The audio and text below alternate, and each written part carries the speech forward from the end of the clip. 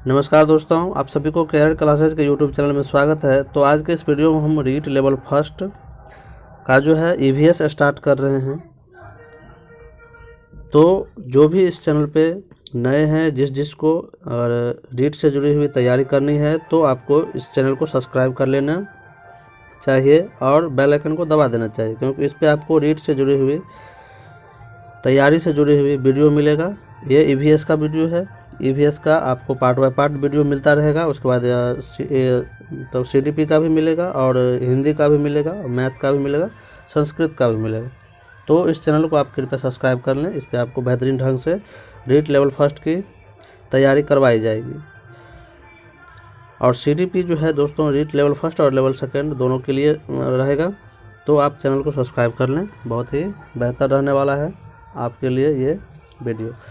तो चलिए आज का सेशन स्टार्ट करते हैं। आज का सेशन देख रहे हैं। पहला आप रीट के सिलेबस के बारे में जान रहे होंगे कि परिवार जो है उसमें सबसे पहला चैप्टर है।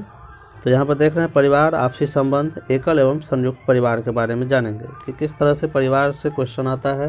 क्वेश्चन पर भी डिस्कस करेंगे हम।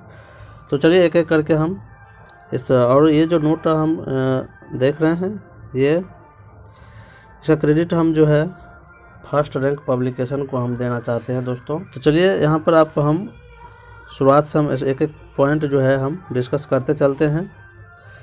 तो चलिए देख लीजिए। पहला पॉइंट देख रहे हैं, परिवार बालक की प्रथम पाठशाला है।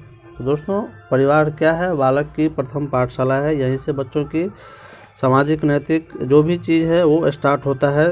सामाजिकरण, नैतिकता का विकास जो भी है, संवेगात्मक विकास, जितने भी आयाम है सबका विकास यहीं से स्टार्ट होता है बालक का। इसलिए बालक की प्रथम पाठशाला परिवार को बोला जाता है। और उसकी शिक्षिका जो है, प्रथम शिक्षिका उसकी माँ होती है, जहाँ उसके संस्कारों का विकास होता है। ये उचित संस्कार ही बालक के जीवन के आधार माने जाते हैं। यहीं पर जो परिवार से जो भी संस्कार, जो भी गुण मिलता है बालक को, वही उसका क्या होता है जीवन के लिए जो है, आगे जीने के लिए वो आधार का काम करती है। और परिवार को पता है कि ये क्या है, प्राथमिक समाजीकरण में क्या आता है, परिवार आता है। ठीक है, चलिए आगे देख लीजिए। परिवार सर्वाधिक महत्वपूर्ण और प्रमुख आधारभूत सामाजिक समूह एवं संस्था है। ये आधारभूत यानी कि बच्चों की बेस जो मजबूत करता है, बेसिक जो तैयार होता है, जितने भी चीज़ का, नैतिकता का, समाजीकरण का जो भी गुण आता है उसमें वो क्या होता है, इसका आधार जो है क्या है, परिवार है। वो सबसे महत्वपूर्ण है। प्रत्येक समाज की संरचना में परिवार केंद्रीय इकाई है। परिवार से ही क्या बनता है, समाज बनता है। समझ गए? चलिए अब आगे देख लीजिए। जहाँ उसमें बच्चों को देख लीजिए, जहाँ उसमें स्नेह, दया, सहयोग, सहकार, क्षमा आदि गुणों का विकास होता है। इस सब गुण का क्या होता है, बच्चों को परिवार में विकास होता है। बड़ों का आदर करना, इसका भी विकास होता है। अतिथियों का सत्कार करना तथा सभी के साथ मिलजुल कर रहना बालक परिवार में रहकर सीखता है। समझ गए?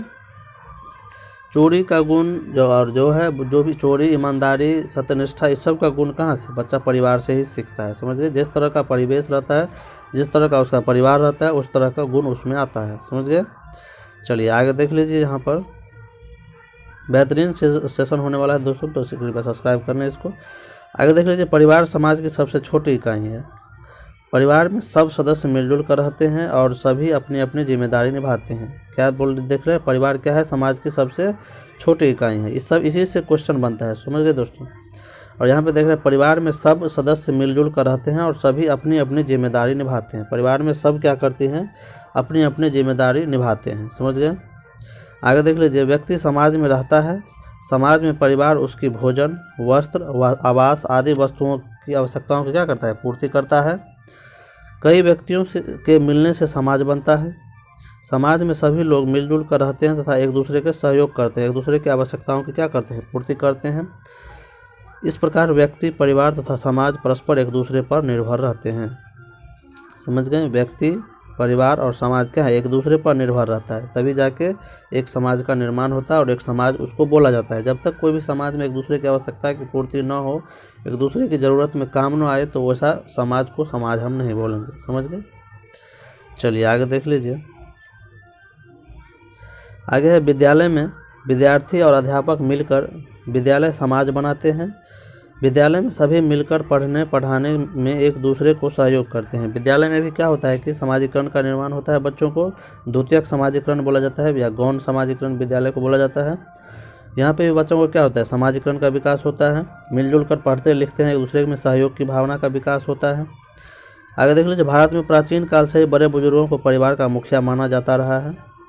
जो हमारे परिवार में जो हमारे दादाजी हैं या फिर पापा हैं, तो वो क्या होते हैं, हमारे परिवार के मुखिया होते हैं। ये सब प्राचीन काल से ही चलते आ रहा है। परिवार में सभी निर्णय उनके द्वारा अथवा उनकी सलाह से लिए जाते थे। परिवार के सभी सदस्य उनका सम्मान करते और उनके अनुभवों का लाभ लेते हैं। जो भी बुजुर्ग रहते हैं उनसे हम अनुभव भी लेते रहते हैं, उनके पास काफ़ी ज़्यादा अनुभव रहता है, समझिए, इसीलिए उनको हम परिवार का मुखिया बनाते हैं। वर्तमान में अनेक कारणों से यह परंपरा टूटने लगी है। बहुत सारे होता है कि अब सभी परिवार एकल परिवार, संयुक्त परिवार न होकर के अब एकल परिवार बनते जा रहा है। यही सब अभी जो आधुनिकता में परिवर्तन, बहुत सारी चीज़ में परिवर्तन होने लगा, इसके लिए ये सब टूटने लगा है। तो यहाँ पे देख रहे हैं एकाकी परिवारों के बढ़ने से बड़े बुजुर्गों में सम्मान में कमी आई है। यानी कि एकाकी परिवार में एकल परिवार बोली, जब उसमें सिर्फ पति पत्नी और उनके बच्चे रहते हैं, तो उसमें बड़े बुजुर्गों के सम्मान में क्या हो रहा है, थोड़ा कमी आ रही है। बदलते सामाजिक परिवेश का परिवारों की स्थिति पर प्रभाव पड़ा है। संयुक्त परिवार टूटकर एकाकी परिवार बनते जा रहा है, समझ गए। अब संयुक्त परिवार से जो है टूट के अब क्या बनते जा रहा है, एकाकी परिवार बनते जा रहा है।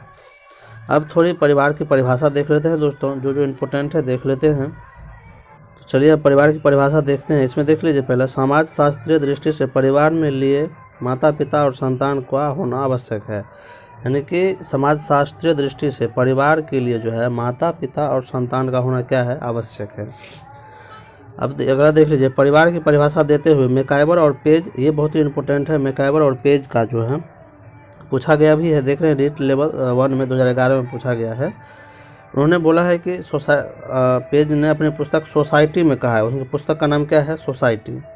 उसमें कहते हैं कि परिवार ऐसा समूह है जो यौन संबंधों पर आश्रित है। क्या है, यौन संबंधों पर आश्रित है तथा इतना छोटा और शक्तिशाली है कि संतान के जन्म और पालन पोषण की व्यवस्था करने की क्षमता रखता है। ये मैकाइवर और पेज के अनुसार क्या है कि परिवार एक यौन संबंध पर आश्रित है जिसमें जो इतना छोटा और शक्तिशाली है कि अपने संतान के जन्म का क्या करता है, पालन पोषण की व्यवस्था की क्षमता रखता है। समझ गए, ये पूछा गया क्वेश्चन है रीट लेवल 1 2011 में। उसके बाद देख रहे हैं, मजुमदार ने लिखा है कि परिवार उन व्यक्तियों का एक समूह है जो एक ही छत के नीचे रहते हैं, जो रक्त संबंधी सूत्रों से संबंध रखते हैं तथा स्थान हित व पारस्परिक कृतज्ञता के आधार पर होने की भावना रखते हैं। यानी इनका कहने का मतलब क्या है कि परिवार एक व्यक्तियों का समूह है जिसमें हम क्या करते हैं, एक छत के नीचे रहते हैं, जिसमें हमें परिवार के जितने भी सदस्य हैं उसमें ब्लड रिलेशन यानी कि रक्त संबंधी जो है गुण रहता है, समझ गए। इससे हम क्या करते हैं, एक दूसरे की हित और पारंपरिक कृतज्ञता के आधार पर हम एक दूसरे की भावना को हम समझते हैं, समझ गए। रॉस ने अपने शब्दों में कहा है कि परिवार मनुष्यों का एक समूह है जो एक विशेष प्रकार के बंधुत्व यानी नातेदारी संबंधों से संबंधित होते हैं, जो एक गृहस्थी में रह भी सकते हैं। उनकी एकता, कर्तव्य और अधिकार भावना और सत्ता के प्रतिमानों में विद्यमान है, समझ गए। रॉस ने क्या बोला है कि परिवार मनुष्यों का एक समूह है जिसमें क्या होता है कि अपने सगे संबंधी क्या रहता है उसमें संबंधित रहता है, जिसमें एक साथ भी हम रह सकते हैं। उनकी में जो एकता रहता है, कर्तव्य और अधिकार की भावना को हम क्या करते हैं, जितने भी सगे संबंधी उसमें प्रतिमान यानी विद्यमान रहता है वो सब चीज़। अब देखिए, क्लेयर के अनुसार ये भी पूछा हुआ है, माता पिता और उनके बच्चों के बीच पाए जाने वाले संबंधों की व्यवस्था को परिवार कहते हैं। माता पिता और उनके बच्चों के बीच पाए जाने वाले संबंधों की व्यवस्था को हम परिवार कहते हैं, समझ गए। चलिए आगे देख लीजिए, KM कपाड़िया के अनुसार भारत में परिवार का अर्थ संयुक्त परिवार है। ये बोले हैं कि भारत में परिवार का अर्थ क्या है, संयुक्त परिवार। मैक्स मूलर के अनुसार क्या है, संयुक्त परिवार भारत की आदि परंपरा है। क्या है, ये बोल रहे हैं मैक्स मूलर के अनुसार संयुक्त परिवार क्या है, भारत की आदि परंपरा है, समझ गए। चलिए, यानी कि शुरुआत से चलते आ रही परंपरा है, समझ गए। चलिए अब आगे देखते हैं।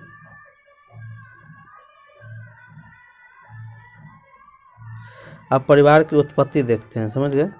तो पहला है शास्त्रीय सिद्धांत। इस सिद्धांत के प्रतिपादक अरस्तु और प्लेटो थे।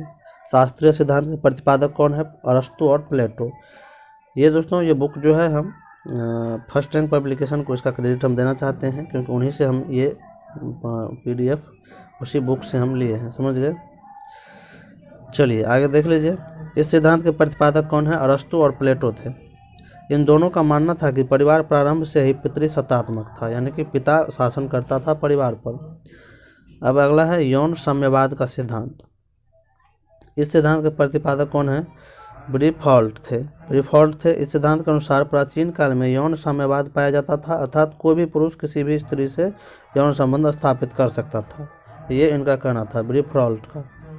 उसके बाद है 3 में उद्विकासीय सिद्धांत। उद्विकासीय सिद्धांत में देखिए, इस सिद्धांत के प्रवर्तक कौन है? मॉर्गन थे। मॉर्गन के अनुसार एक निश्चित क्रम से विभिन्न अवस्थाओं के माध्यम से परिवार की उत्पत्ति हुई है, यानी कि एक निश्चित क्रम से हुआ है और विभिन्न अवस्थाओं के माध्यम से परिवार की उत्पत्ति हुई है। उसके बाद देख रहे हैं मातृसत्तात्मक सिद्धांत। टायलर का सिद्धांत के टायलर जो है इस सिद्धांत के समर्थक है। यह सिद्धांत बताता है कि परिवार में माता की निरंतर आवश्यकता और बच्चों की रक्षा के लिए उसे उत्पन्न हुआ है। यानी कि पहले लोगों में भावना थी कि माता जो लड़कियां जो हैं, महिला जो है वो सिर्फ जो है परिवार की रक्षा करने के लिए, परिवार में बच्चों की देखभाल करने के लिए ही उत्पन्न हुई है। अब है एक विवाह का सिद्धांत। यह सिद्धांत वेस्टरमार्क ने प्रतिपादित किया, ठीक है। वेस्टरमार्क का मानना है कि समाज में कभी भी यौन साम्यवाद अथवा समूह विवाह जैसी स्थितियां नहीं रही, वरन परिवार का स्वरूप प्रारंभ से ही एक विवाह वाला था, समझ गए। ये इनका कहना था वेस्टरमार्क का। अब परिवार की विशेषता देख लेते हैं। परिवार की विशेषता में देख लीजिए, पहला है परिवार की सामाजिक संरचना में केंद्रीय स्थिति होती है, यानी कि समाज में जो है बच्चों की सामाजिक जो विकास करना है उसमें परिवार क्या है? केंद्रीय भूमिका निभाती है, यानी कि वो केंद्र में रखा जाता है परिवार को, क्योंकि वहीं से बच्चों का सारा विकास स्टार्ट होता है। 2 में देख लीजिए, प्रत्येक परिवार अपने सदस्यों के कुछ उत्तरदायित्व निभाने की अपेक्षा रखता है। परिवार के जितने भी सदस्य हैं सब अपने अपने कर्तव्य निभाते हैं। ये पूछा गया रीट 2016 लेवल 1 में। 3 में देख लीजिए, मृत्यु, पृथक्करण, तलाक आदि से एक परिवार की सदस्यता त्यागी जा सकती है, अर्थात परिवार अस्थायी है, लेकिन एक संस्था के रूप में यह अमर अर्थात अस्थायी है। संस्था के रूप में क्या है? ये एक अस्थायी है, लेकिन मृत्यु, पृथक्करण, तलाक आदि से एक परिवार की सदस्यता त्यागी जा सकती है, अर्थात परिवार अस्थायी है। यानी कि दोनों चीज़ है, अगर इस तरह से पूछे तो अस्थायी है, लेकिन एक संस्था के रूप में क्या है? परिवार अमर और अस्थायी है, समझ गए। मनुष्य के व्यवहार, मनोवृत्ति, आदतों आदि पर परिवार की गहरी छाप होती है। इसे शिशु की प्रथम पाठशाला कहते हैं। प्रथम पाठशाला क्या कहते हैं? इसे कहते हैं परिवार को कहते हैं, क्योंकि यहीं से इस परिवार बच्चों में जो है उसका व्यवहार, मनोवृत्ति, आदत सभी कहाँ से आती है? परिवार से आती है। आगे देख लीजिए, परिवारों में बच्चों का वंश के आधार पर नामकरण करने का कोई न कोई आधार होता है, इसे हम वंश का नाम कहते हैं। पितृवंशीय परिवारों में यह नामकरण पिता के वंश के आधार पर, जबकि मातृवंशीय परिवारों में माता के वंश के आधार पर होता है। यानी कि बच्चों का जो नामकरण होता है पिता के आधार पर और माता के वंश के आधार पर, तो ये नामकरण के बारे में समझ गए। चलिए अब आगे देख लीजिए, 6 में क्या है? विवाह संबंध ही स्त्री पुरुष के मध्य यौन संबंधों को सामाजिक मान्यता प्रदान करता है। यानी कि विवाह के बाद ही जो हमारा समाज क्या करता है? स्त्री और पुरुष में यौन संबंध को मान्यता देता है। यौन संबंध के परिणाम स्वरूप संतानें जन्म लेती है तथा माता पिता व संतान मिलकर परिवार रूपी संस्था का निर्माण करता है। ये 2016 का पूछा गया क्वेश्चन है, समझ गए। 7 में देख लीजिए, परिवार के सदस्यों का पालन पोषण करने व उनकी आवश्यकताओं की पूर्ति करने हेतु प्रत्येक परिवार को कोई न कोई आर्थिक कार्य, यानी कि अपने परिवार की पूर्ति के लिए, अपनी आवश्यकताओं को पूर्ति के लिए प्रत्येक परिवार को क्या करता है? कोई न कोई कार्य करना पड़ता है। देख लीजिए, करना पड़ता है, अर्थात परिवार के सदस्यों को एक सूत्र में बांध रखने का कार्य आर्थिक बंधन भी कहलाता है। यानी कि परिवार को जब हम एक रूप से बांध कर रखते हैं तो उसे हम आर्थिक बंधन कहते हैं, समझ गए। चलिए अब आगे है परिवार के प्रकार। परिवार की प्रकृति के आधार पर देख रहे हैं। पहला है केंद्रीय परिवार या एकाकी परिवार। इस प्रकार के परिवार में क्या होता है? पति पत्नी और अविवाहित बच्चे से मिलकर बनता है। ये 2011 में पूछा गया लेवल 1 में। एकांकी परिवार या केंद्रीय परिवार किसे कहते हैं, जिसमें माता पिता और उनके अविवाहित बच्चे रहते हैं। अब है संयुक्त परिवार। जब 2 या 2 से अधिक पीढ़ी के विवाहित सदस्य एक साथ रहते हैं अथवा 3 या 3 से अधिक पीढ़ियों के सदस्य एक साथ एक ही घर में निवास करते हैं तो उसे हम संयुक्त परिवार कहते हैं। समझ गए। संयुक्त परिवार यथा परिवार के प्रकृति के आधार पर। अब है विवाह के आधार पर। तो विवाह के आधार पर देख रहे हैं, एक विवाही परिवार, यानी कि एक विवाही परिवार से तात्पर्य है कि जब कोई स्त्री अथवा पुरुष एक समय में एक पुरुष अथवा स्त्री से विवाह करते हैं। समझ गए। बहुविवाही परिवार में जब कोई पुरुष या स्त्री एक समय में एक से अधिक स्त्री या पुरुष से विवाह करते हैं तो उसे बहुविवाही परिवार कहते हैं। समझ गए। तो ये 2 प्रकार के होते हैं। बहुविवाही परिवार में देख लीजिए, बहुविवाही परिवार और बहुपत्नी विवाही परिवार। समझ गए। अब है निवास स्थान के आधार पर। तो अब क्या है, निवास स्थान के आधार पर। तो ये जो है हम अगले वीडियो में हम इसका डिस्कस करेंगे।